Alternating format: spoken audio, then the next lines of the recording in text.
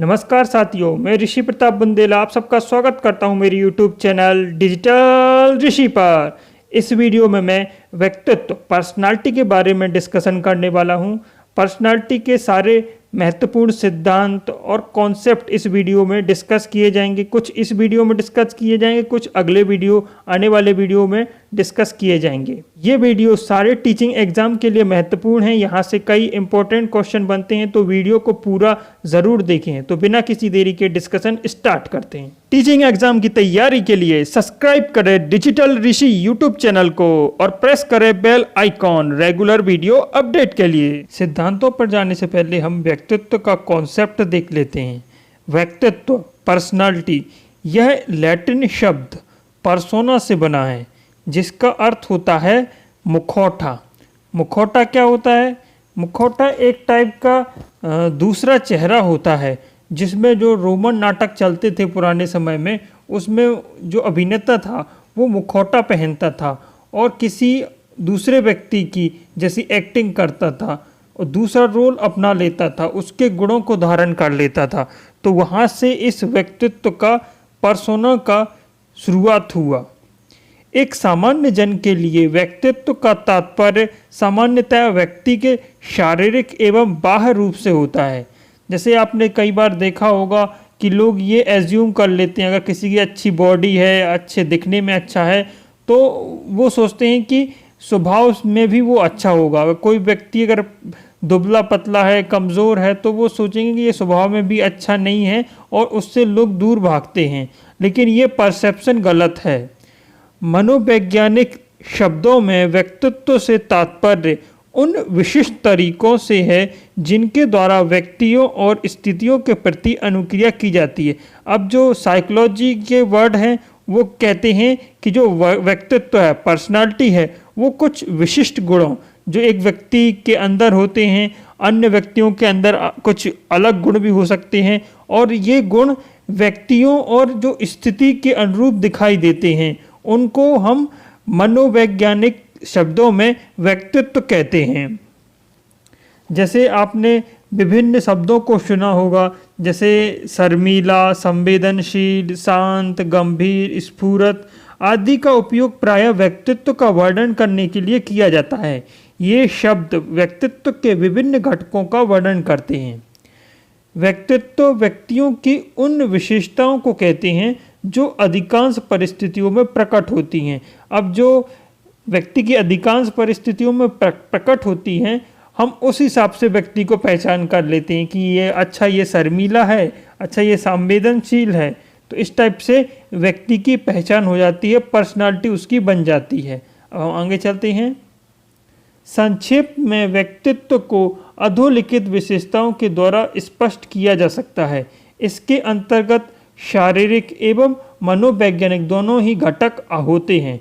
मतलब इसमें जो फिजिकल जो दिखता है, व्यक्ति की फिजिक्स दिखती है और सामने जैसा व्यक्ति है उसके बारे में चीज़ें दिखती हैं, और दूसरी चीज़ होती है मनोवैज्ञानिक, जिसमें मन के अंदर चीज़ें चलती रहती है, व्यक्ति अंदर क्या सोचता है उस हिसाब से। तो इसमें दोनों शारीरिक और मनोवैज्ञानिक घटक आते हैं व्यक्तित्व के अंदर। दूसरा है पॉइंट, किसी व्यक्ति विशेष में व्यवहार के रूप में इसकी अभिव्यक्ति प्रायः पर्याप्त रूप से अन्यत्र होती है। मतलब एक व्यक्ति किसी अलग तरीके से अभिव्यक्त करेगा अपने व्यवहार, जो पर्टिकुलर व्यवहार है, अन्य कोई व्यक्ति अलग तरीके से जो एक्सप्रेस करेगा अपनी फीलिंग को, अपने व्यवहार को। तो ये अलग अलग व्यक्तियों में अलग अलग होता है। इसकी प्रमुख विशेषताएं साधारणतया समय के साथ परिवर्तित नहीं होती। अब ऐसा नहीं होता कि बहुत कम ऐसी जो विशेषताएं हैं व्यक्तित्व की वो समय के साथ परिवर्तित होती, ये समय के साथ बनी रहती हैं ये विशेषताएं। हम आगे चलते हैं। अब हम बात कर लेते हैं व्यक्तित्व के अध्ययन के लिए जो अप्रोचेस, जो उपागम मनोवैज्ञानिकों ने बताए हैं उनके बारे में। व्यक्तियों के व्यवहारों में पाई जाने वाली भिन्नता तथा संगति को समझने के लिए, उसकी व्याख्या करने के लिए अनेक उपागम मनोवैज्ञानिकों ने दिए हैं एवं उनके अंदर कुछ सिद्धांत भी हैं। मनोवैज्ञानिकों ने व्यक्तित्व को मुख्य रूप से दो उपागमों में डिवाइड किया है। एक है प्रारूप, जिसको हम कहते हैं टाइप अप्रोच, और दूसरा है विशेषशील गुण, इसको कहते हैं ट्रेट अप्रोच। के मध्य उन्होंने पर्सनालिटी को डिवाइड किया है। इन जो उपागम हैं, दोनों उपागम हैं, इसके अंदर कुछ सिद्धांत भी आते हैं, उनको भी हम इस वीडियो में डिस्कस करेंगे। इसके अलावा भी बहुत सारे उपागम अप्रोचेस हैं, जैसे व्यवहारवादी उपागम, संस्कृति उपागम, मानववादी उपागम। इनके बारे में भी हम थोड़ा थोड़ा आगे आने वाले वीडियो में डिस्कस करेंगे। जैसे मनोगतिक अप्रोच है, इसके बारे में हम पहले डिस्कस कर चुके हैं, उसमें हमने सिगमंड फ्रॉइड का मनोलैंगिक सिद्धांत डिस्कस किया था, तो आप पिछले वीडियो भी ज़रूर देखें। प्रारूप उपागम होता क्या है, जो टाइप अप्रोच है वो होती क्या है। प्रारूप उपागम व्यक्ति के प्रेक्षित व्यवहार परक विशेषताओं के कुछ व्यापक स्वरूप का परीक्षण कर मानव व्यक्तित्व को समझने का प्रयास करता है। अब जो टाइप अप्रोच है, टाइप से आपको समझ में आ रहा है, इसमें अलग अलग टाइप के जो है ना कुछ कैरेक्टरिस्टिक्स होते हैं, उस हिसाब से वो रखते हैं जो मानव व्यवहार को। अब जैसे ही मानव व्यवहार का वो एग्जामिन करेंगे, कुछ ब्रॉड पैटर्न्स मानव व्यवहार में उनको नज़र आएंगे, और उन व्यवहारों को वो जो टाइप में अलग अलग टाइप में उन्होंने डिवाइड किया था पर्सनालिटी को, उस हिसाब से सिमिलरिटी के आधार पर व्यवहारों की व्यवहार जैसे व्यक्ति प्रदर्शित करता है, उस आधार पर उस व्यक्ति को उस टाइप में रख दिया जाता है। ये होता है प्ररूप उपागम। अब है विशेषक उपागम। विशेषक उपागम होता क्या है, ट्रेट थोड़ी, इसमें विशेषक होता है, कुछ विशेषताएं या गुण होते हैं जो व्यक्ति में कितना ज़्यादा हैं कितना कम है, अर्थात उनका रेट किया जाता है कि कितना ज़्यादा है कितना कम है। जैसे कि एग्जाम्पल, एक व्यक्ति बहुत अधिक फ्रेंडली हो सकता है और दूसरा व्यक्ति बहुत कम फ्रेंडली हो सकता है, एक व्यक्ति बहुत शर्मीला हो सकता है और एक व्यक्ति कम शर्मीला हो सकता है ना। तो ये शर्मीलापन, साइनेस या जो फ्रेंडलीनेस है, ये विशेषक ट्रेट कहलाती हैं, ये गुण कहलाते हैं, और इनको रेट किया जाता है कि व्यक्ति में इन जो प्रमुख गुण हैं वो कितना हैं। तो ये हो गई विशेषक, ये ट्रेट अप्रोच। अब आगे चलते हैं। जैसा कि हमने प्रारूप उपागम के बारे में स्पष्ट किया था, व्यक्तित्व के, पर्सनालिटी के प्रारूप समानताओं पर आधारित प्रत्याशित एक्सपेक्टेड बिहेवियर का एक समुच्चय का प्रतिनिधित्व करते हैं। मतलब ये टाइप अप्रोच में कुछ एक्सपेक्टेड बिहेवियर रखे जाते हैं और उनसे अगर समानता वो रखते हैं तो व्यक्ति का जो व्यवहार है उस टाइप में काउंट किया जाएगा। प्राचीन काल से ही लोगों को व्यक्तित्व के प्रारूप में वर्गीकृत करने का प्रयास किया जा रहा है। सबसे पहले ग्रीक चिकित्सक हिप्पोक्रेटस ने व्यक्तित्व का प्रारूप प्रस्तावित किया, जो फ्लूइड तथा ह्यूमर पर आधारित है। उन्होंने लोगों को 4 प्रारूपों में वर्गीकृत किया है। पहला है उत्साही, सैंग्विन पर्सनालिटी, इंग्लिश नाम भी याद रखें, सैंग्विन। शरीर मजबूत होता है ऐसे लोगों का, बहुत ऊर्जावान होते हैं और आशावादी होते हैं। इन लोगों के हार्ट से ब्लड निकलता है। अगला है सेल्समिक पर्सनालिटी, फ्लेगमेटिक, इन लोगों में भावनात्मक रूप से मजबूत होते हैं ये लोग, शरीर इनका कमज़ोर होता है और इनके लंग से ब्लड निकलता है। इसके अलावा तीसरी पर्सनालिटी है विवादी, और इसको इंग्लिश में कहते हैं मेलेंकोलिक। इसमें लोग भावनात्मक और शरीर दोनों रूपों से कमज़ोर होते हैं और निराशावादी होते हैं। ऐसी पर्सनालिटी को विवादी पर्सनालिटी कहते हैं। अगली पर्सनालिटी है कोपशील पर्सनालिटी, कैलोरिक। इस पर्सनालिटी वाले लोगों को भावनात्मक रूप से वे लोग कमज़ोर होते हैं, शरीर उनका मजबूत होता है और बहुत जल्दी उनको गुस्सा आता है। तो इस टाइप से हिप्पोक्रेटस ने लोगों को प्रारूप में वर्गीकृत किया। 4 टाइप के उन्होंने प्रारूपों में उनको वर्गीकृत किया है। अब हम आगे चलते हैं। भारत में भी एक प्रसिद्ध आयुर्वेदिक ग्रंथ चरक संहिता ने लोगों को वात, पित्त और कफ 3 वर्गों में 3 ह्यूमरल तत्व, जिन्हें त्रिदोष कहते हैं, के आधार पर वर्गीकृत किया है। अगला है सेल्डन। सेल्डन ने शारीरिक बनावट और स्वभाव को आधार बनाते हुए सेल्डन ने व्यक्तित्व के 3 प्रारूपों को प्रस्तावित किया। 3 टाइप से उन्होंने बांटा। पहला है गोलाकृतिक प्रारूप, इसको एंडोमॉर्फिक कहते हैं। इस प्रारूप वाले व्यक्ति मोटे होते हैं, सॉफ्ट होते हैं, मृदुल और गोल होते हैं, गोल मटोल होते हैं, गोलू मोलू कह सकते हैं। और ये स्वभाव में शिथिल होते हैं, बहुत ज़्यादा आराम पसंद करते हैं, मतलब रेस्ट वाले टाइप होते हैं, और सामाजिक होते हैं और मिलनसार होते हैं। ये इनके पर्सनालिटी के कुछ कैरेक्टरिस्टिक्स हैं। अगर कोई व्यक्ति मोटा है तो उसमें ये चीज़ें होती हैं, ये सेल्डन के अनुसार, कि वो है ना सामाजिक रूप से होता है, मिलनसार होता है, आराम पसंद होता है ना। अगला है आयताकृतिक प्रारूप या मेसोमॉर्फिक।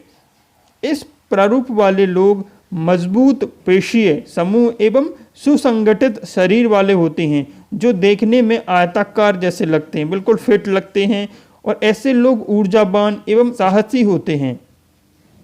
ये बात हो गई मेसोमॉर्फिक की। अब है लंबाकृतिक एक्टोमॉर्फिक। ऐसे व्यक्ति पतले, लंबे और सुकुमार फ्रिजाइल होते हैं। ऐसे व्यक्ति कुशाग्र बुद्धि वाले और कलात्मक और अंतर्मुखी होते हैं। ज़्यादा वो बाहर जाना पसंद नहीं करते, इंट्रोवर्ट होते हैं, अंदर ही रहना पसंद करते, ज़्यादा व्यक्तियों से मिलते नहीं हैं।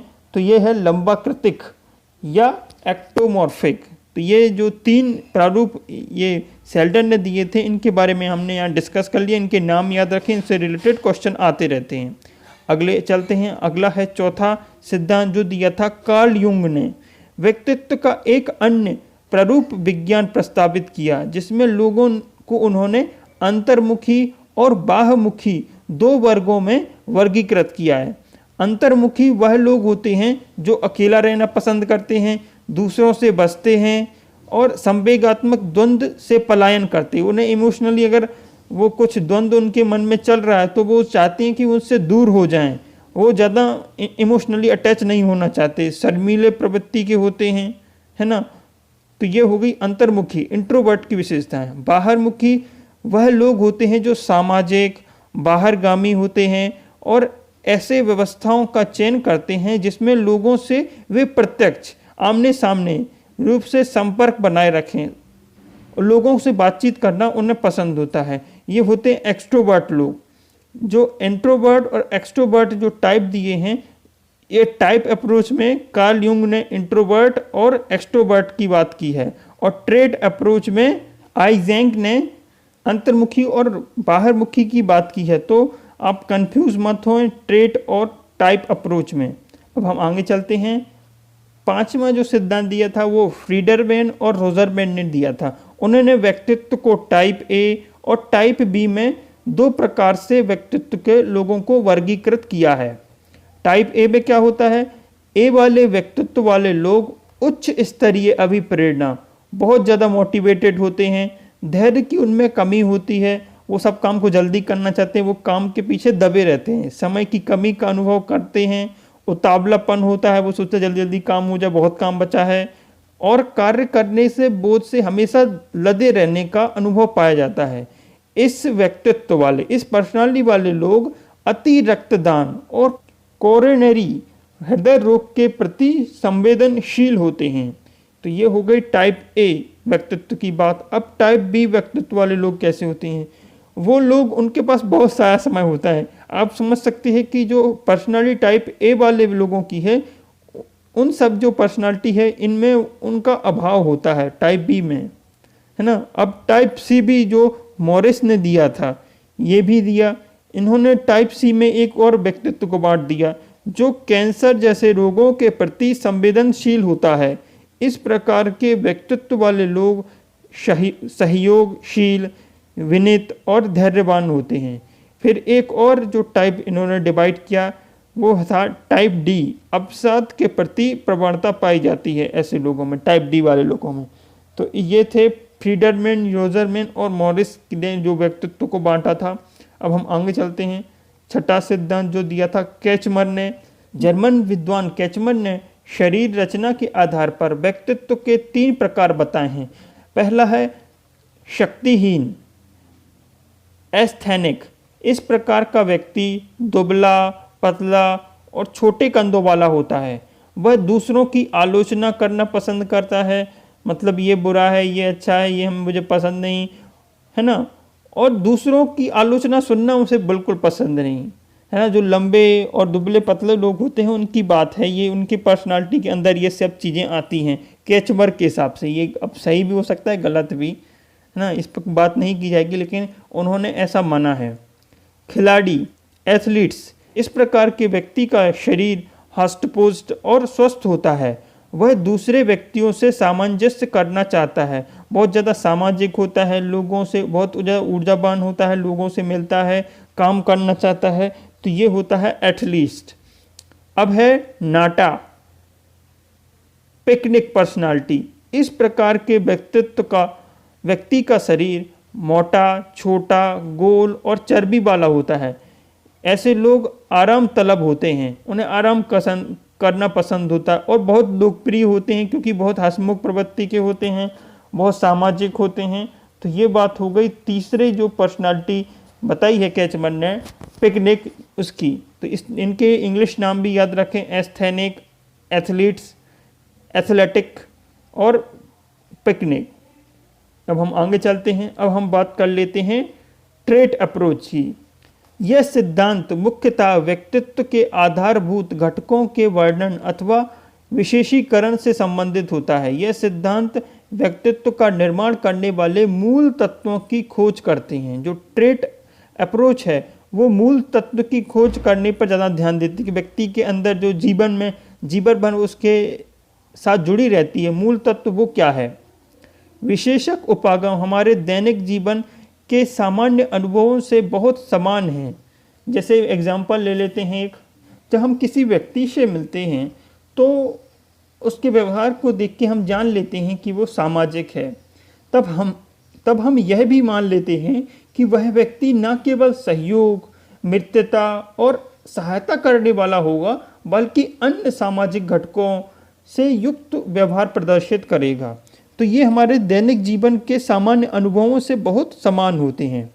विशेषक उपागम लोगों की प्राथमिक विशेषताओं की पहचान करने का प्रयास करता है एवं विशेषक अपेक्षाकृत स्थायी, जो विशेषक है ना, विशेषक गुण जैसे पिछले हमने डिस्कस किया था, साइनेस, मित्रतापूर्ण व्यवहार, है ना, फ्रेंडलीनेस, ये एक स्थायी गुण होता है जो जीवन भर चलता रहता है। अपने सिद्धांतों का प्रतिपादन करने के लिए अनेक मनोवैज्ञानिकों ने विशेषकों का उपयोग किया है। विशेषक यानी ट्रेट, गुण। और हम कुछ महत्वपूर्ण सिद्धांतों का वर्णन करेंगे। चलिए अब हम वर्णन कर लेते हैं कुछ सिद्धांतों का, इसके अंदर आते हैं। सबसे पहले ऑलपोर्ट का विशेषक सिद्धांत आया। इन्होंने सबसे पहले शुरुआत की विशेषक उपागम की। गार्डन ऑलपोर्ट को विशेषक उपागम का अग्रणी माना जाता है। ऑलपोर्ट ने विशेषकों को 3 वर्गों में वर्गीकृत किया है। पहला वर्ग होता है प्राथमिक या प्रमुख विशेषक, कार्डिनल ट्रेट्स, अत्यंत सामान्यीकृत यानी जर्नलाइज प्रवृत्तियां होती हैं इसके अंदर, है ना, जो जीवन भर चलती रहती हैं। ये लक्ष्य को इंगिकृत करती है जिसके चारों ओर व्यक्ति का पूरा जीवन व्यतीत हो जाता है। जैसे एक एग्जाम्पल लेते हैं, महात्मा गांधी का जीवन हमेशा याद रखा जाता है अहिंसावादी के रूप में, और हिटलर का हमेशा ये तानाशाह के रूप में जाना जाता है। ये इनके प्रमुख विश्लेषण उसके उदाहरण हैं, प्रमुख ट्रेट्स हैं, कार्डिनल ट्रेट्स। अब ये जो विशेषक हैं कई बार इन व्यक्तियों के नाम से भी जाने जाते हैं। जैसे गांधीवादी से आप यही समझेंगे कि जो अहिंसावादी की बात कर रहे हैं, जबकि आप हिटलरवादी से समझेंगे कि तानाशाह की बात हो रही है। तो जो विशेषक हैं कई बार व्यक्तियों के नाम से भी जाने जाते हैं। अब अगला है केंद्रीय विशेषक, सेंट्रल ट्रेट्स। प्रभाव में कम व्यापक होते हैं, कम जनरलाइज होते हैं, किंतु फिर भी सामान्य प्रवृत्तियों की केंद्रीय विशेषक के रूप में जाने जाते हैं। यह विशेषक जैसे स्फूर्ति, निष्कपट, मेहनती आदि। और ये जो विशेषक हैं ये टेस्टिमोनियल या फिर जॉब रिकमेंडेशन में व्यक्ति लिखते हैं, या स्कूल से जब आप बाहर निकलते हैं तब आपके टीचर आपके बारे में ये सब रहते हैं कि वो बहुत वार्म है, सिंसियर है ना, इस टाइप से जो लिखते हैं वो अधिकतर प्रमुख विशेषता है जिसके अंदर आप रहते, हमेशा आपके अंदर ये दिखाई देती हैं, वो उसकी बात होती है केंद्रीय विशेषक में। अब है गौण विशेषक। व्यक्तित्व की सबसे कम सामान्य विशेषताओं के रूप में गौण विशेषक के रूप में जाना जाता है। ये विशेषक बहुत कम उजागर होते हैं व्यवहार में। जब ऐसी कोई सिचुएशन आ जाए तब ये व्यवहार आते हैं। जैसे मुझे आम खाना पसंद है, तो ये विशेषक आपको दिखाई नहीं देगा। जब व्यक्ति खुद बोलेगा तब आपको ये विशेषक के बारे में पता चलेगा कि उसे आम खाना पसंद है, उसे फैशनेबल कपड़े पहनना पसंद है, तो ये होता है गौण विशेषक। तो इस टाइप से ऑल पोर्ट के ये तीनों विशेषक ट्रेट्स यहाँ पर खत्म हुए। अब हम अगले सिद्धांत पर चलते हैं। अगला सिद्धांत है कैटल का व्यक्तित्व कारक सिद्धांत, cattle personality factor. Raymond cattle का यह विश्वास था कि एक सामान्य संरचना जनरल स्ट्रक्चर होता है जिसे लेकर व्यक्ति एक दूसरे से भिन्न होता है। इन्हें जनरल स्ट्रक्चर की बात की है और बताया है कि यही जो जनरल स्ट्रक्चर है और इसी के आधार पर एक दूसरे से व्यक्ति भिन्न होते हैं। यह संरचना इंद्रिय अनुभव एक रीति से निर्धारित की जा सकती है। सामान्य संरचनाओं का पता लगाने के लिए उन्होंने कारक विश्लेषण फैक्टर एनालिसिस नामक सांख्यिकी तकनीक का उपयोग किया है। इसके आधार पर उन्होंने 16 प्राथमिक अथवा मूल विशेषक, मूल ट्रेट्स की जानकारी प्राप्त की। उन्होंने किससे प्राप्त की? फैक्टर एनालिसिस से। इसीलिए इनके सिद्धांत को फैक्टर पर्सनालिटी फैक्टर सिद्धांत कहते हैं। मूल विशेषक स्थिर होते हैं। एक व्यक्ति के अंदर जो मूल विशेषक हैं, जो ट्रेट्स हैं, वो स्थिर रहती हैं और व्यक्तित्व का निर्माण करने में मूल तत्वों के रूप में जाने जाते हैं। उन्होंने व्यक्तित्व के मूल्यांकन मेजरमेंट के लिए एक परीक्षण विकसित किया जिसे 16 व्यक्तित्व कारक प्रश्नावली या 16 पर्सनालिटी फैक्टर क्वेश्चनियर के नाम से जाना जाता है। तो ये बात हो गई कैटल के व्यक्तित्व कारक सिद्धांत की। इसको रेमंड कैटल 16 PF सिद्धांत भी कहते हैं। आगे चलते हैं। अगला और आखिरी सिद्धांत है आइजेंक का सिद्धांत। H.A. आइजेंक ने व्यक्तित्व को 3 व्यापक आयामों के रूप में प्रस्तावित किया। इन आयामों का आधार जैविक एवं आनुवंशिक है। तो इन्होंने कौन कौन से 3 आयाम बताए? पहला है तंत्रिका कातापिता बनाम संवेगिक स्थिरता। जो इससे तात्पर्य है कि लोगों में किस मात्रा तक अपनी भावनाओं पर नियंत्रण होता है, किस मात्रा तक लोग अपनी भावनाओं को संभाल के रखते हैं। तंत्रिकापता से ग्रस्त लोगों में दुश्चिंतित यानी फ्रस्ट्रेशन, एक टाइप का चिंता, चिड़चिड़ापन, अति संवेदनशीलता, बेचैनी और नियंत्रण का अभाव पाया जाता है। और दूसरी ओर लोगों में शांत, संयत स्वभाव वाले, विश्वसनीय और स्वयं पर नियंत्रण रखने वाले होते हैं। तो ये बात हो गई तंत्रिकाप्तित बनाम संवेगिता स्तर की। अब हम बात करते हैं अगला जो उन्होंने आयाम दिया है बाहिर्मुखता बनाम अंतर्मुखता। तो यहाँ पर देखिए जो ट्रेड अप्रोच विशेषक उपागम है उसमें भी बाहिर्मुखता और अंतर्मुखता की बात की गई है और जो टाइप थ्योरी है उसमें भी की गई थी। उसमें युंग ने की थी, यहाँ पर आइजेंक कर रहे हैं। एक छोर पर वे लोग जिनमें सक्रियता, युद्धचारिता, आवेग और रोमांच के प्रति पसंदगी होती है, तो दूसरे छोर पर वे लोग जो निष्क्रिय, शांत और सतर्क और आत्मकेंद्रित होते हैं वो होते हैं। तो इस आयाम में बेसिकली किस मात्रा पर लोग सामाजिक उन्मुखता प्रदर्शित करते हैं या सामाजिक विमुखता प्रदर्शित करते हैं, इस बारे में बताया गया है। अगला जो लास्ट में एक और यहाँ पर जो आयाम बाद में आइजेंक ने दिया, इसको मन स्थापिता बनाम सामाजिकता कहा। यह आयाम उपरोक्त दोनों आयामों के से अंतःक्रिया करता हुआ माना जा गया। तो इस तरह व्यक्तित्व के सिद्धांत का पहला भाग समाप्त हुआ। अगले भाग में हम व्यक्तित्व के कुछ और अप्रोचेस को देखेंगे, साथ में व्यक्तित्व का मूल्यांकन कैसे होता है वो भी डिस्कशन करेंगे। ये वीडियो आप सबको कैसा लगा? अपने सुझाव एवं प्रतिक्रिया कमेंट के माध्यम से अवश्य दें। वीडियो पसंद आया हो तो वीडियो को लाइक करें, अपने साथियों के साथ शेयर करें। नए साथी मेरे चैनल को सब्सक्राइब कर लें और बेल आइकॉन दबा लें, जिससे आगे आने वाले वीडियो के बारे में नोटिफिकेशन मिलती रहे। मिलते हैं अगले वीडियो में। बहुत बहुत धन्यवाद आप सबका।